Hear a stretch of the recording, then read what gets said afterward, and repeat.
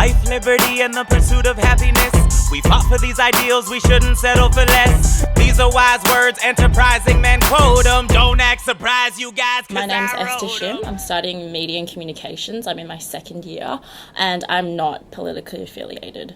I was in the past, so last year I was part of the Sydney University Liberal Club, and I did hold the role of women's officer. As of about 2 weeks ago, I have pulled out of the Liberal Club, and over like the last 6 months, I haven't really been involved with them anyway. Sure. So what led to you pulling out of the club? A multitude of reasons. I think in the past I've been involved with youth parliament, so very politically active in terms of like policy and things like that. I was encouraged to join the Liberals by different people, and so I decided to give it a go. I just realised that the politics weren't particularly for me. I think I'm much more progressive and maybe didn't like affiliate like solely with all the policies that the Liberals like withhold to themselves, and so as a result of that I kind of decided that especially like the Liberal Club on campus I didn't particularly completely adhere to, so I was kind of drifted away from that. Sure. And in terms of those policies, could you maybe identify a few policies you don't agree with? And sure. I guess as a more broad question, would that mean you wouldn't vote for them, say, in the federal election this year?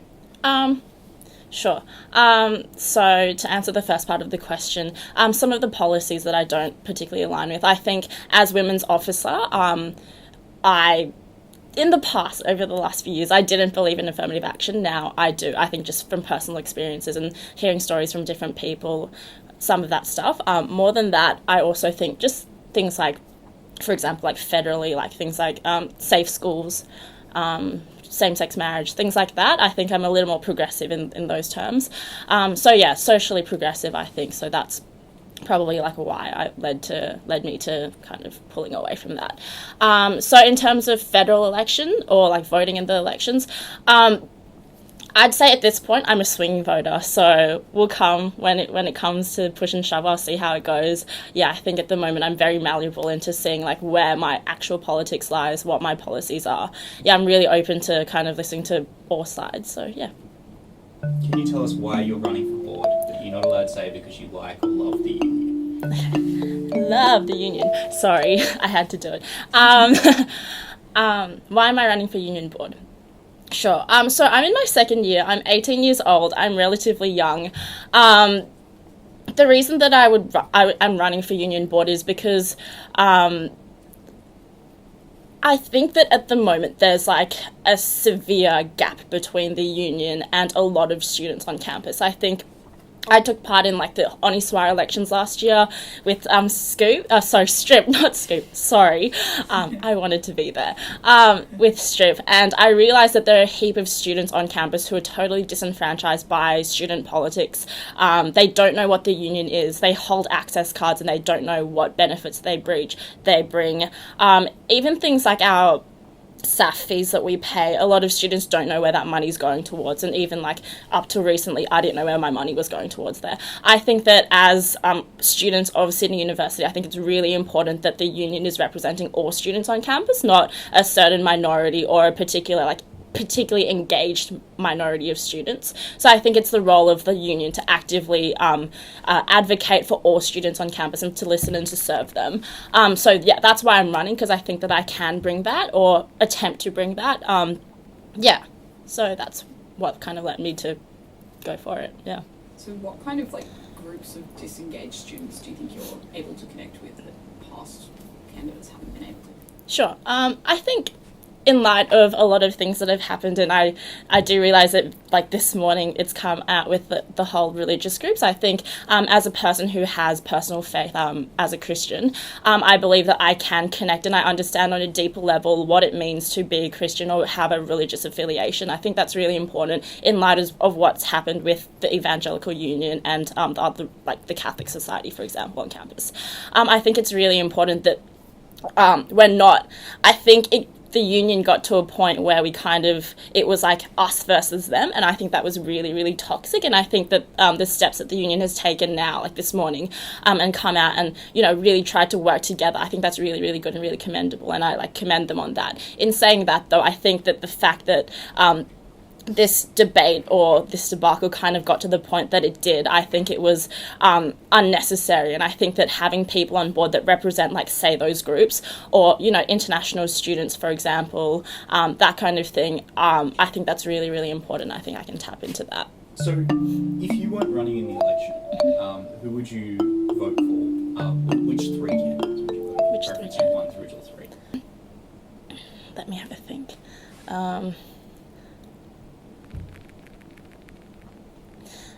I like all the candidates on the board. I think they're all, like, a really nice bunch of people. Like, we have really good chats, and I don't see there being any issues with the coming elections. But I think in terms of who I would vote for if I wasn't running myself, or who I would back, I'm really good friends with quite a few of them, like, outside of political affiliations or anything like that. But I do think that I would vote for... do I have to preference? Yes.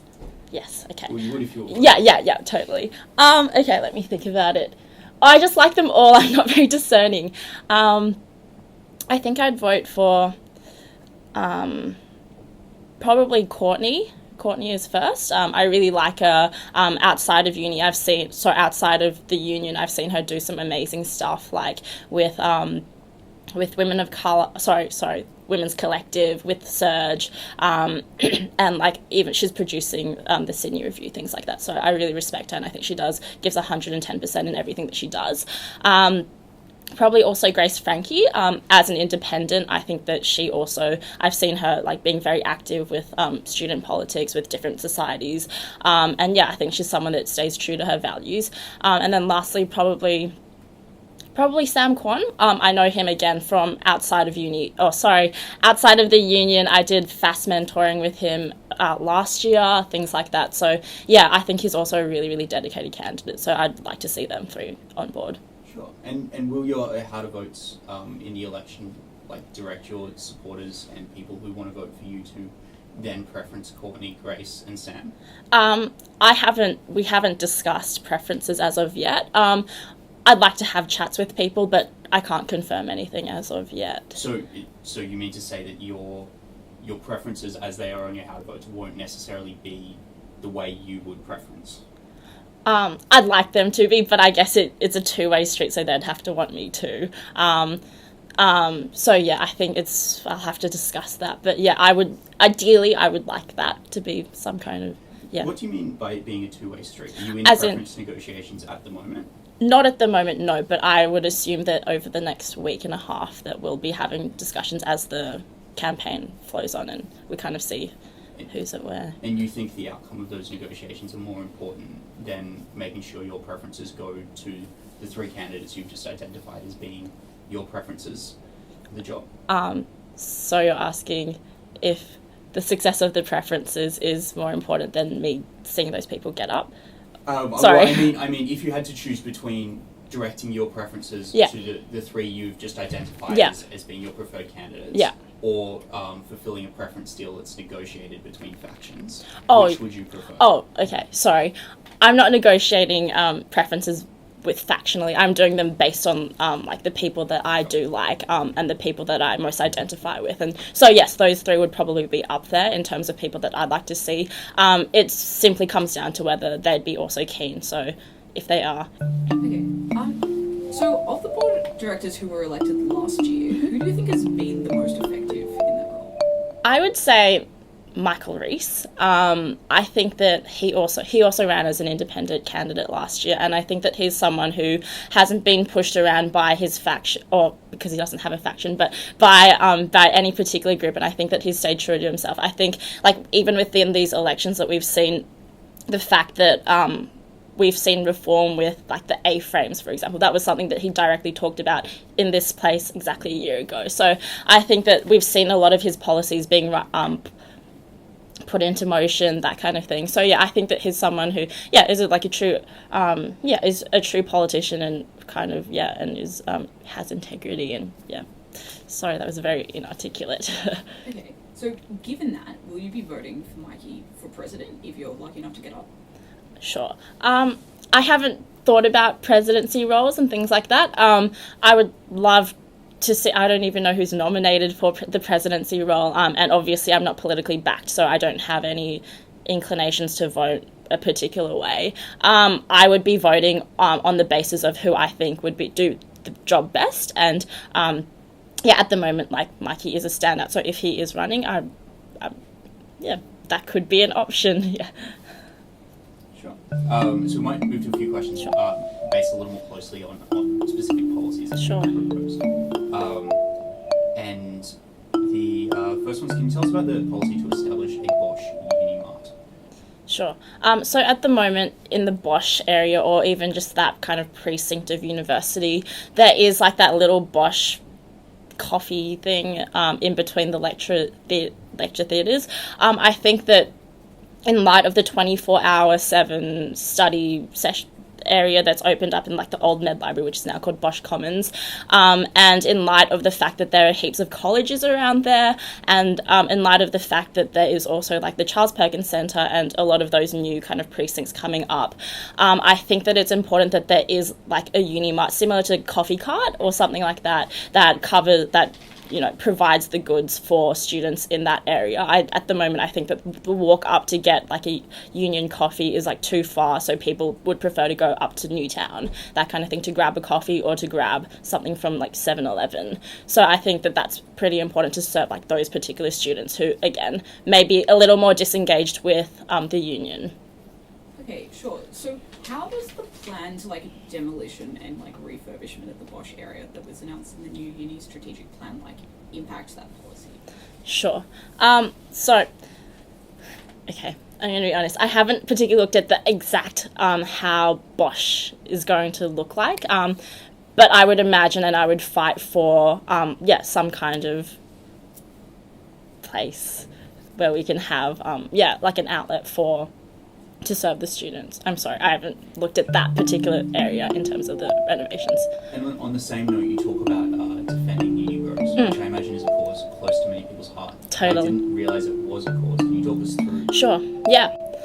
So I did read in the 2016 to 2020 new strategic plan that there is a plan to demolish, it's not, what they call, they were reworking Wentworth building to make it like the City Road precinct or something like that. So pretty much what that would mean would be that they were keeping the bottom levels of commercial, and then they were making it a 10-story kind of building, learning area, hub kind of thing. In light of that, I know a lot of people are passionate about the Halal Snack Packs. We've seen it in the Halal Snack Pack Appreciation Society. I think that it's really important that students like get that on campus, and I think it's important that we kind of protect the businesses that already exist within Wentworth building. Okay, so I suppose another one of your policies that would be good to explain is that you've written that you want to ensure Access members can access any event held by a USU-funded club, excluding autonomous collectives. Mm-hmm. Could you just talk us through what you mean by that? So in the past, with clubs and societies, I think especially recently there's been an article come out in Pulp, or one of them, talking about how within specific groups, especially political groups, we've seen members being barred access to events. I feel like I should just say it. Within the Liberal Club, there have been instances where members have been denied access despite having an access card, things like that. I think it's really important that we are transparent about things that happen like that, because I think that's seriously problematic. I think that as an access card holder and as someone who is part of the union, as a student, I think that all events should be accessible to all students, especially when they have like gone out and bought a ticket. I think that we need to be transparent about it, and I think we need to call them up on it, and I also think that it's important that we create measures so that things like that can't happen. Sure, so what kind of measures do you envisage? I don't want to say like policing. I think it's a difficult one because in some way they kind of made some kind of loopholes that made it okay or made it justifiable. I think it's just really important that, I think transparency and as a union board being able to be contacted in light of situations that happen like that. I think that's really, really important. And yeah, things like that, when things like that do occur, whether it be like taken up to the CNS committee, that be taken up to more levels if that's necessary, and not being swept under the rug, because I do believe that was what happened with that particular instance, is that it escalated because of some instances of that. So yeah, sure. Just more communication. And just as far as the wording of that policy, do you think it's like clear to the average student who's reading your policies what is meant like by access in that case? Probably not. I think that we did put that policy in to kind of specifically outlined to societies, clubs and societies who are guilty of doing that, because I don't think your average society would exclude particular members and things like that. I think this is a very specific policy, but also in saying that, I think it also extends to a wider kind of like to all clubs and societies, in light of things about discussions about, like, for example, the Evangelical Union being exclusionary. I think all events are accessible to all access members. It's just that voting bit, if we're going to talk about that. But I think, yeah, in light of, like, I think when we talk about access, we need to make sure that all access members are allowed to turn up to events and aren't going to be, like, denied access at the door. So another of your policies cites that you will preserve free access cards for college. Could you maybe talk us through what this means and why this is a policy priority for you? Sure. So I think at the moment, as it stands, it is free, but it's covered within the fees of, like, their college. There's some kind of, like, there's a, I don't know, I can't think of the word. There's an arrangement that, like, all college students get a free access card. Having spoken to a lot of college students, I think that a lot of them are disenfranchised by the union. I think that none of them really know what the union provides. I think a lot of them have access cards, and I know a lot of them who haven't, as of yet, picked them up, like, 2 years in, a year in to get it, you know, being at university. I think that's hugely problematic, because they are essentially paying for that, or, you know, they have a right to have one, but they don't know what the benefits of that is. I think, again, like, putting, like, a Bosch Unimart in, and then also our union members being more accessible and also representing and listening to what, like, these students have to say.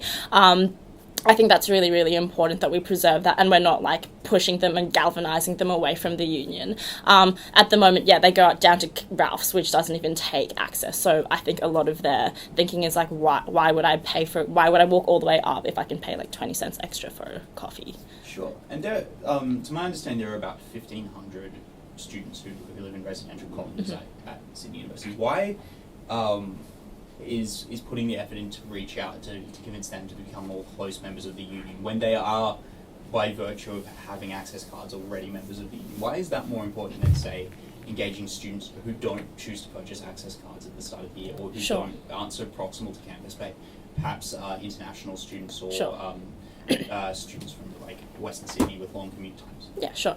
By no means is my policies, or am I as a candidate, kind of, like, preferencing or putting policies in place for like, only college students. I also have policies for international students, so that's really important. I find that's one of my favourite policies. Can I talk about that? Or yeah, sure.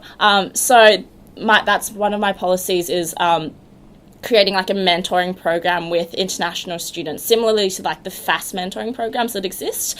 So actually pairing up like a language student, a student that's studying a particular language, with an international student that's come over. I think we have some awesome parties and we have awesome events that reach out to, like, this international body of students, but I think the issue is actually making sure that international students are integrating into, like, the domestic life, because I think that's a lot of what they miss, is that there are enclaves of international students, which is maybe where they feel a lot safer. But I do know some international students who would love to be part of domestic events and like experience life as a domestic student. And I think that's something that this, like, mentoring program would do, is, like, someone literally holding your hand and being like, hey, let's grab coffee, let's come to one of my events, come to one of these Australian house parties, that kind of thing. So if you get what I mean. So it's like a mentoring one-on-one, and it's mutually beneficial, I would say.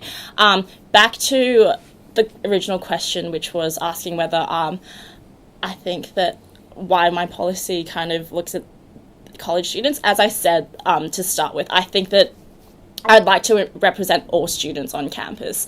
So that includes college students. I don't think that because of their proximity of living close to campus means that we shouldn't listen to them. I think that it's really important that they're listened to too.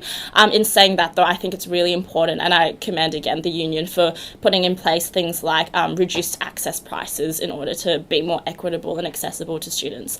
I think that it's really important that all students are getting involved with the union, and I understand that like the prices are seriously dear, like $75 to if you're not even on campus for like if you're on campus for 2 days. I personally wouldn't want to have an access card. So again, I'd love to listen and try fight to preserve and to reach out to as many students as possible. And with reference to your international students policies, is the International Day you propose having in your policy statement any different from the International Day that the USU already holds? So I think my general International Day would talk about. Sorry, can I just have a look at that policy? Sorry. It's fine. Yeah. Yeah, sure. Sorry, just to clarify. Yeah, sure. Yeah, sorry. I was just trying to figure out which umbrella it came under. Sure.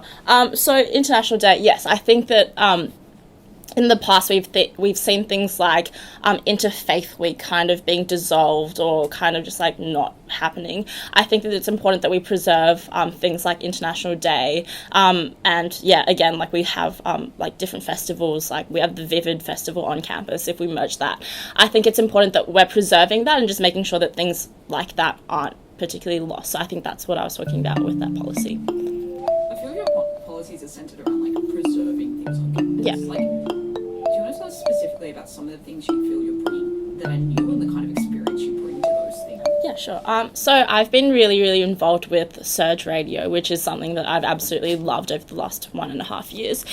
So one of my policies is merging the Verge Festival and Surge. So that would be some kind of music festival. So with the union, backing that and supporting kind of online radio, student-run radio, local radio, that kind of thing, and young artists and musicians on campus. I think that would be something that would be really, really good to see. I'd love to see something like that happen. Other policies that I'd love to see, again, my international students policy, I think that's really important, and I don't think that we currently tap into overcoming that domestic international enclave kind of that barrier. So I think that would be that's something I'm really, really passionate about.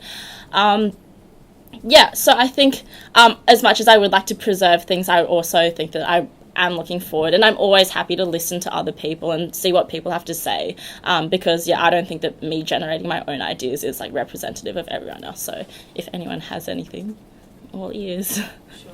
Do you have any plans for how you're going to continue engaging with and listening to people if you're elected throughout the year? I find that the USU elections are very, very personality based, and I think that that's good in that you're kind of selling yourself as a person. I think me as a person is someone who tends to listen to a lot of people, and I'm very, very people focused. I don't have underlying agendas and things like that. In saying that, though, I think if I was voted up onto board, I think that would provide a platform for me to further that as a person, and also it would provide me the tools to do so. So I think I find that when you get up on union board, people kind of automatically put you up on a pedestal and are I can't talk to you, that kind of thing. I think as someone who tends to be pretty approachable and likes to communicate, things literally standing on Eastern Avenue and having a consultation hour would be something that I would love to have, or actively going to different events from different societies, and listening to what they want. Things like having, as they've already discussed, having a round table with interfaith groups, that kind of thing. I'd love to be able to actively listen and actively go out and just listen to what different groups have to say. Sure. And to on a slightly different tack, Sure. do you agree that current board directors should be able to assist board director candidates' campaigns? Yeah. So under my understanding, currently, yes, they're allowed to. I'm pretty sure last year they weren't allowed to. I think that they should have the freedom to help out where they can. In my personal experience, I'm not being helped out or backed by any board director. But in saying that, all the board directors have been really, really helpful to me and have actively messaged me and asked me if they could help me in any way. So I think that as far as all the candidates kind of being helped out, I don't really see there being an issue with, because politically, I think, sometimes things fall that way, so. Sure. And would you breach your fiduciary duties to the USU and the board if it was in the interests of students? Yeah, sure. So would that be in relation to, the Rowie case? Or the Rowie one does come to mind. Yeah, but, yeah, sure. I think that our duty as union board members is to represent the students, and I think that as students, as we are taking their money and are essentially profiting off or existing to serve students, I think that your main role would be to represent the students. What is your understanding of fiduciary duties that directors owe to the board and to the USU? Sure. Unfortunately, I'm just going to be honest here, I don't particularly, I don't have an understanding of that. I'm very happy to read up about it and to get back to you, and yes, because I think that's really, really important. But I can't answer that. It wouldn't be right for me to answer that, yeah. Cool. All right, well, let's wrap it up there. Awesome, thank you very, very much for spending time with us today. Thank you, guys. Life, liberty, and the pursuit of happiness. We fought for these ideals, we shouldn't settle for less. These are wise words, enterprising men quote them. Don't act surprised, you guys, cause I wrote them.